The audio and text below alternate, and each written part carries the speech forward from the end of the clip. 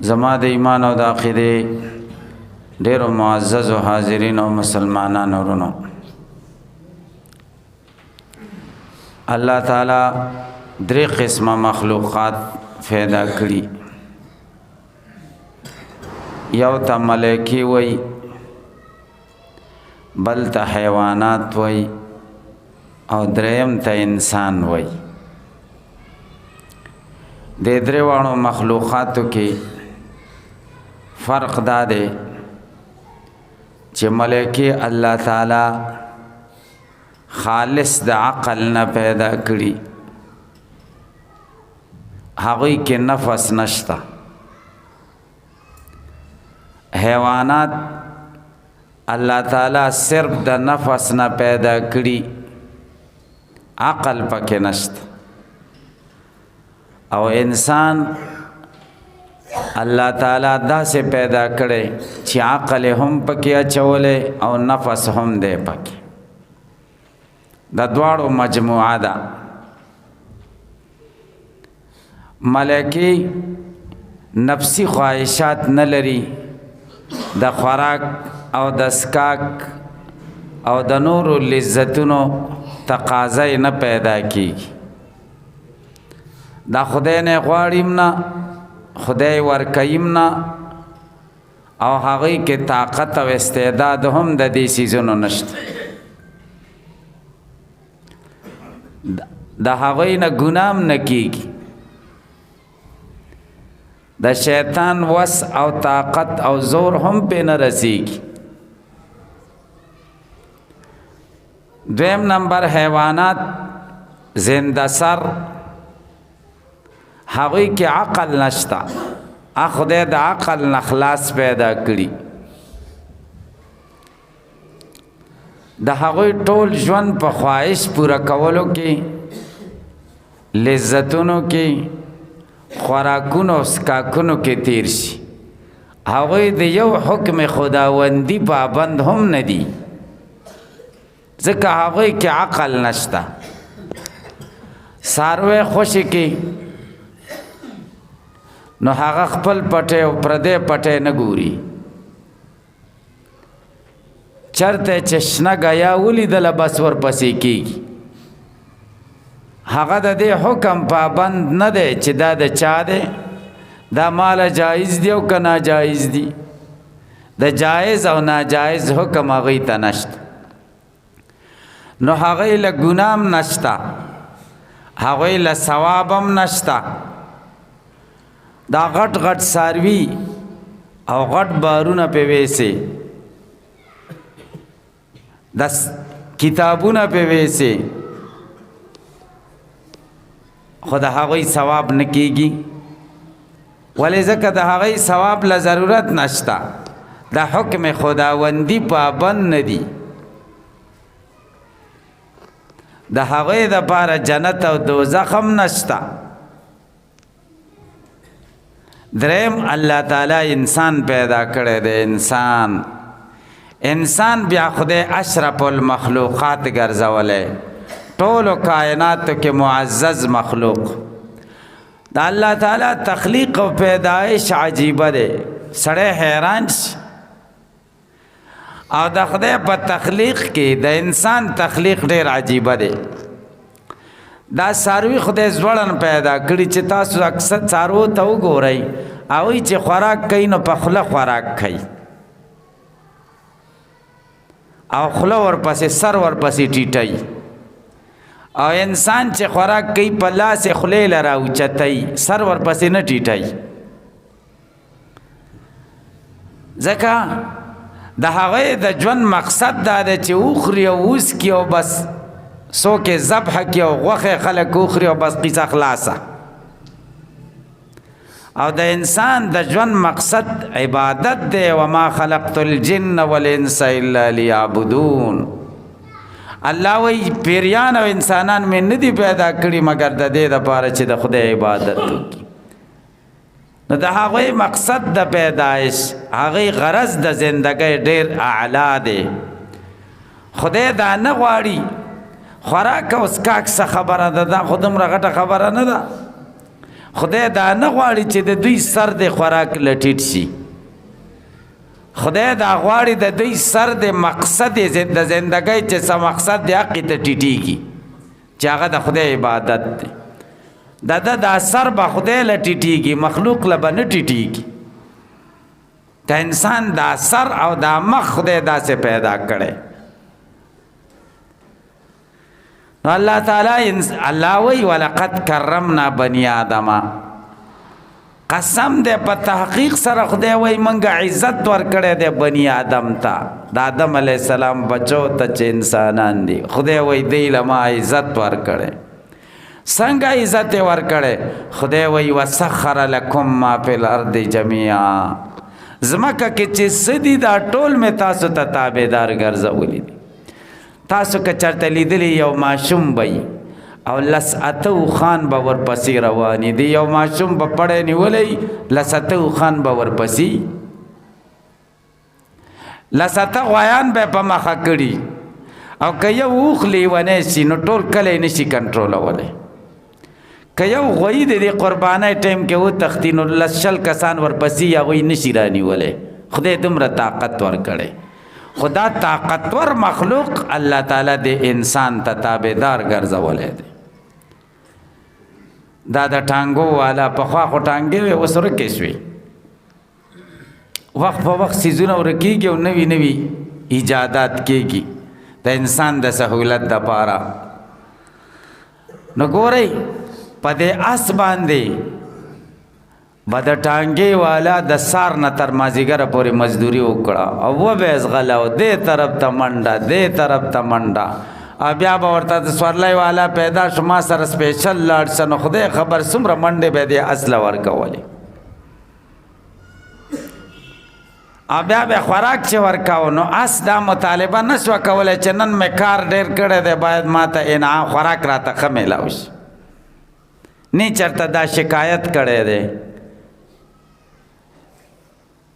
او نه دا مطالبه کړې ده او نه دا غوښتې او نه غوښتی شو، ځکه خدای تعالی تابعدار ګرځولی. او ټوله ورځ به منډې را منډې وکړي. او بیا مازدیګر کې ماښام کې د اس مالک د ټانګې والا ډېر ستړی او هغه یخنۍ کې ځان له هیټر ولګوي، بړستن به ځان را واچوي، نن ډېر ستړی یم وده شي، او اس چېرته بار ودروي. اس دا مطالبه نه کوي چې وګوره کار خو ما وکړه، دا دومره سورلی خو ما وې وړی، دومره بوجونه ما وې وړل، او ستړی ته یې ته خو ټانګه کې بره ناست وي.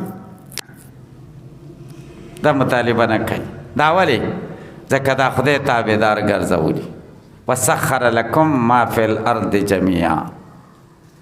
دا رسول الله صلی الله علیه وسلم زمانه کې یو اوښ وران شوی و، لیونی شوی و، چا نه شو کنټرولولی. خلق نبی کریم صلی الله علیه وسلم ته راغله، وایي قربان اوښ لیونی شوی نشي کنټرولولی، دې سره څه وکړو؟ نبی کریم صلی الله علیه وسلم ورته ویل چېرته دی؟ وایي هغه د کجورو باغ کې دی. وایي ځئ چې ورشو. چې نبی کریم صلی الله علیه وسلم ورنږدې شو، اوښ راغی، رو رو را روان شو، د نبی علیه السلام په خپو کې سر کېښود، سجده ریز شه. وایي څه دي دا؟ څه چل دی اوښ ته؟ وایي اوښ همهمې وکړه، خپله د اوښ چې کوم کیفیت دي هغه چل یې وکړه، وسوڼېده. نبی کریم صلی الله علیه وسلم مسکی شه. صحابه ته ویل، د اوښ خاوند ته ویل چې داسې مه کوه. دی وایي چې کار را باندې ډېر کوي او واښه کم را کوي، خوراکه کم را کوي، بس کار به بې کم کوي او واښه به ډېر ورکوي.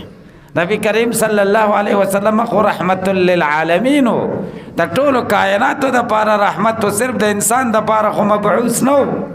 وما ارسلناک الا رحمت للعالمین، ته موږ نه یې لېږلی مګر د ټولو کائناتو دپاره. د نبی علیه السلام وجود د ټولو کائناتو دپاره رحمت و. نو صحابه نبی کریم صلی الله علیه وسلم ته وایي قربان دی اوښ خو تاله سجده وکړه.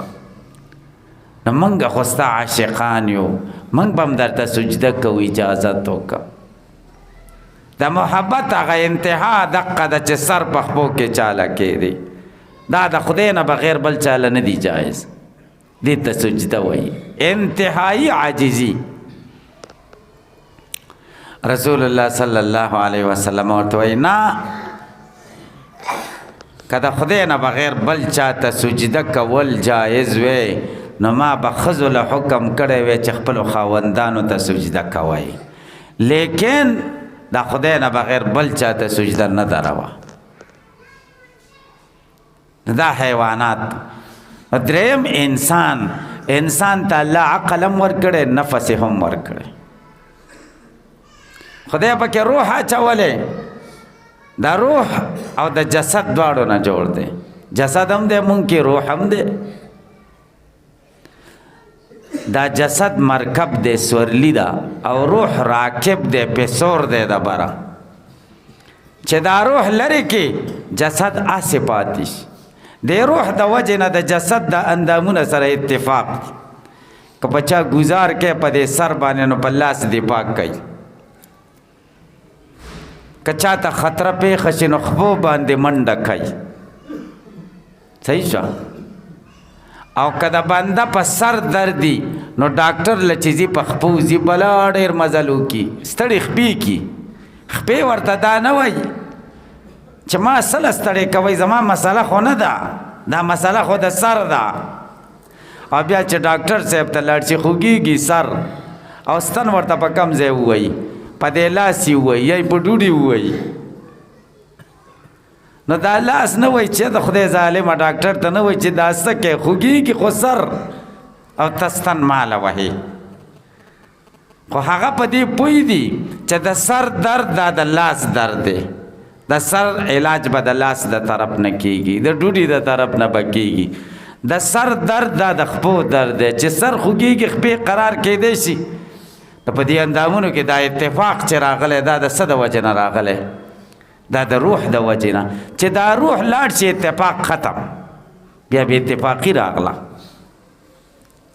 بیا که سړی مړي او تک و تک راوالی دی لاس لی ورته بند کې او سمې وهې خو دا سړی منډه نشي کولی، خپې حرکت نه کوي چې ځان خلاص کړي، ځکه یو شو، اوس یو شو اتفاق ختم شو. نو انسان کې خدای دقه روح اچولی دی، او دا اندامونه خدای په دې روح را غونډ کړي دي، او الله تعالی جسد هم ورکړی دی. اوس په انسان کې دوه طاقت دي، د یو طاقت د وجې نه ملکی صفات دی په انسان کې، چې هغه خدای طرف ته رجوع کول دي، عبادت نه مزه اخیستل دي، بره ختل دي. او جسد د وجې نه دی وایي چې نه دکې بهیمي صفات دي، د زناورو صفات دي پکې، اوخره اوس که دا سوچي ورسره او حمله وکړه او چاله تکلیف ورسوه او څوک درته خبره وکړي څلور ورته وکړه ته خو د چا نه څه کم نه یې، او څوک درته خبره وکړي په لاس یې ووهه، دا د جسد وجه ده، ځکه دا حیواني صفات دي، دا د زناورو صفات دي. نو انسان کې دواړه دي. الله تعالی موږ له دین را لېږلی، ډېر ښایسته دین دی، تاسو ټول ووایئ چې الحمدلله خدای موږ مسلمانان پیدا کړي، قسم دی چې دا ډېر لوی عزت دی. خدای نه موږ غوښتي چې خدای ته موږ مسلمانان پیدا کړي، څه پیسې هم لګولي دي، چېرته سفر هم ورپسې کړی دی، خدای په مفتو کې موږ له دا عظیم نعمت را کړی دی، الحمدلله. نو دا اسلام موږ له اوس دا اعتدال ساتي. اسلام وای ستا جسد خو خواهشات غواړي، لذتونه او خوندونه غواړي، لذتونه او خوندونه هم پوره کا، خو یو معیار یې ټاکلی دی، خوراک او څښاک کوه خو خپل خوراک کوه، پردی نه، د بل چا حرام نه، دا نه د غلا نه، د رشوت نه،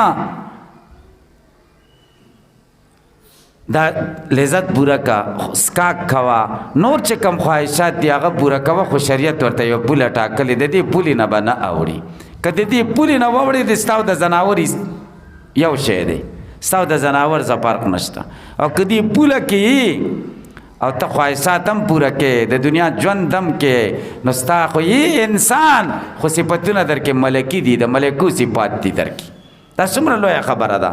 او چې تا ته خدای نفس هم درکړی او ته بیا هم د خواهشاتو پسې ډېر نه ځي، الله تعالی په ملکو فخر کوي وی وګوره زما بنده دی. تاسو به ویلي چې دی به انسان پیدا کې فسادونه به کوي، وینې به تویوي، دا خو دومره ښه سړیتوب کوي، عبادتونه کوي، الله فخر کوي. الله چې انسان پیدا کو ملکو ورته ویلي اتجعل فیها من یفسد فیها ویسفک الدماء، آیا ته داسې مخلوق پیدا کې چې فسادونه به کوي او وینې به تویوي؟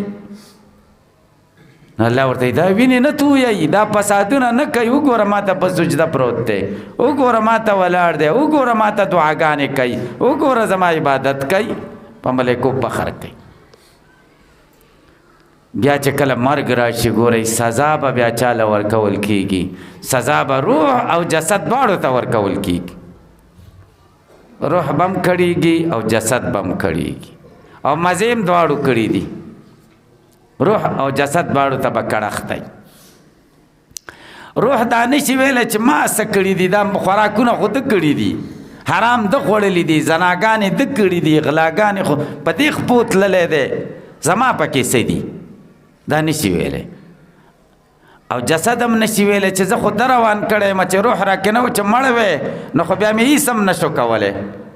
عالمان زموږ د دین وایي د دې داسې مثال دی، یو سړی د انګورو باغ له دوه کسان لاړ شي او غلا کوي، یو ړوند دي او یو شلي. نو ړوند وایي چې ما له خو دا وږي نه ښکاري، کم پوخ دی او کم کچه دی چې راوې کټې کم. شل ورته وایي ته هېڅ فکر مه کوه ما ته ښکاري. نو ړوند ورته وایي تا ته خو ښکاري خو ستا خو لاس نه ورسي.